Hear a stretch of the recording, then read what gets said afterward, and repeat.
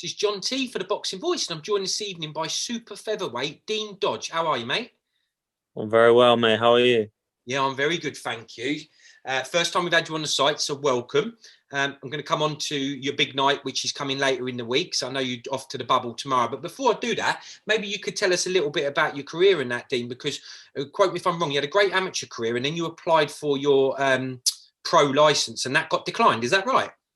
Yeah, that's right. Yeah, well, I didn't do too massively as a pro. You know what I mean? I done as a pro, so as an amateur, Yeah. I done all right. I got to national semis as a junior, national quarterfinals. But I never got the breakthrough or winning no national titles. Um, I had a good win. I beat Harlan Eubank, stopped him, knocked him out in 2 rounds in Brighton. That was a good win. And then I went on to go pro, and then I failed my brain scan, failed my medical, which was obviously it just shattered me. You know what I mean? That's all I ever wanted to do was become a professional boxer, and my dreams were killed when they said, "Can you get a license?" Wow. So who declined it then? The British Boxing Board of Control?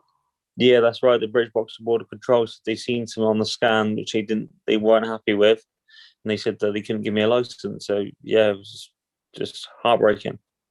Yeah, I bet it was, mate. I'm sorry to hear that. So what happened then? Because I'm going to come on to your record in a minute, but you clearly are a Yeah, pro now. You've had 10 fights. So they yeah. must have reviewed that. What made them change their mind? Well, it's a funny one. It is. I had a bit of a shit time. You know what I mean? We split up with my missus at the time, and then I went homeless. This all went on in the space of 3-4 months, and then managed to get back on my feet and had a few good mates help me out and stuff. Was sofa surfing for a bit, and then I met a girl on Tinder, and her dad happened to be a neurologist, and she paid for the brain scan, contested it, and then now I'm here. I'm undefeated in 10 fights, and yeah, it's just madness. So I always knew that I was meant to do this and meant to box, and obviously, it's a bit weird. It's like fate. It was meant to be. Yeah.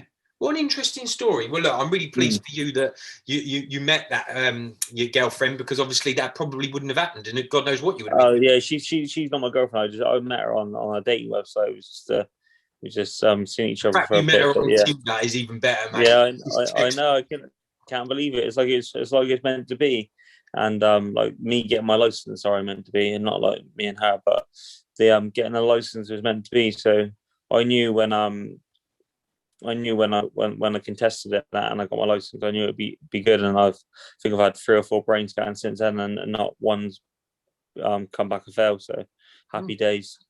Well, look, excellent story there. And that brings us on to this week. So you're now 10 fights. You're still undefeated as a pro, which is obviously really good and important. A lot of people care about that. You've had 9 wins and just the 1 draw.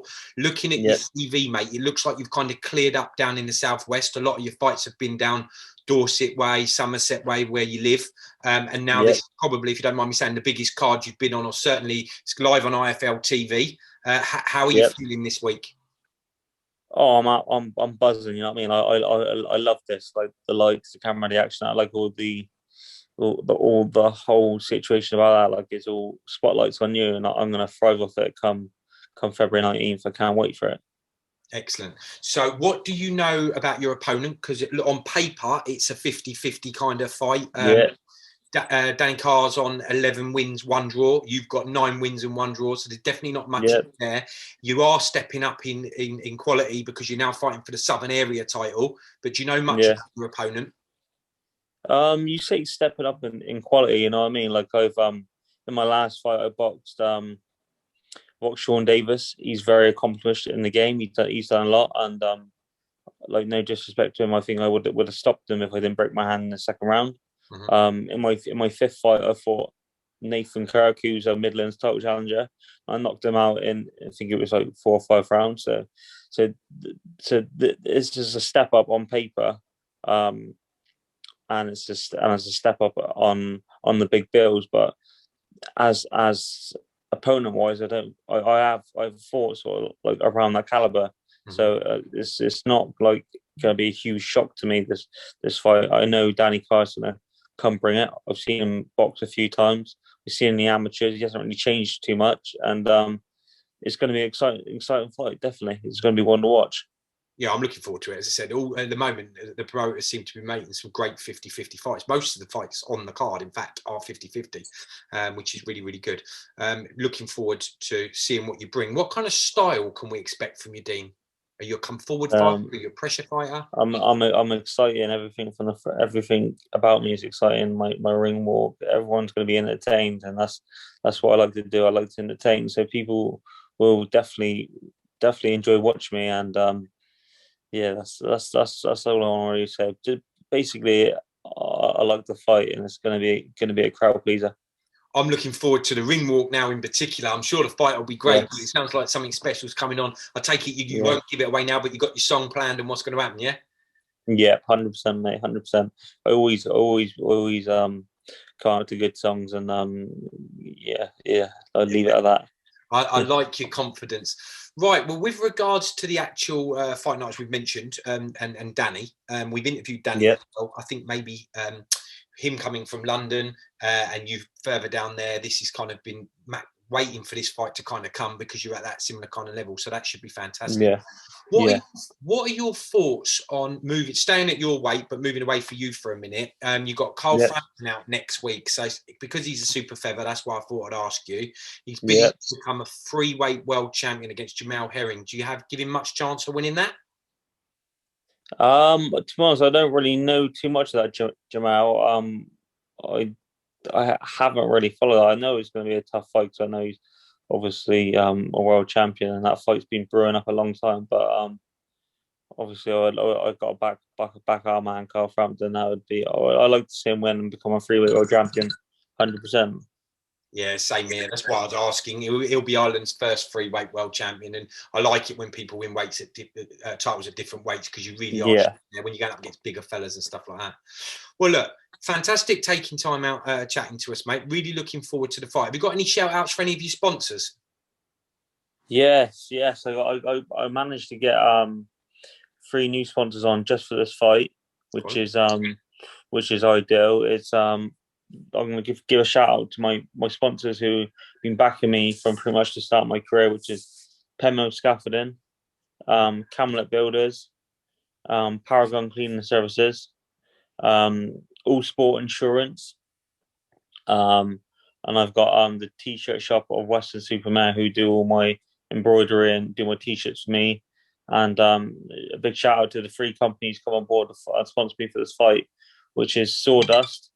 They're a company in Yeovil, and that's where I'm from. Blue Flame electricians, no Blue Flame plumbing, Southwest Blue Flame plumbing, and Protein Planet. They've all come on board, so which is like helping out massively. Quality, mate. You got quite a few there as well. That's good. Yeah. I've got quite a few, so it's sort of, I'm truly blessed. So you're off tomorrow into the bubble. Yeah, off tomorrow to go into the bubble. Did my check weigh-in today. Did that easy, made that comfortably. Yeah. So going to the bubble tomorrow is going to be a bit of an experience. Do that and then weigh in on Thursday and then fight Friday. Yeah, so a long old trek from you down from Yeovil up to Bolton, actually, isn't it? Yeah, it's a few hours. I think we're gonna have to leave quite early. So it's I think it's a 5-hour trip. I think. Yeah, I thought so. I'm sure it'll all be worthwhile for you, mate. Well, look, good luck.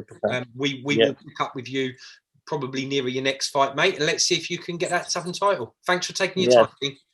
Thank you, mate. Thank you. No worries. All the best. Cheers. So if you enjoyed the video, feel free to hit the like, subscribe, and share. As always, if you want to support us to the next level, head over to the patreon.com/theboxingvoice. We have tons of exclusive from Border Wars and Title, betting shows, the list goes on and on and on.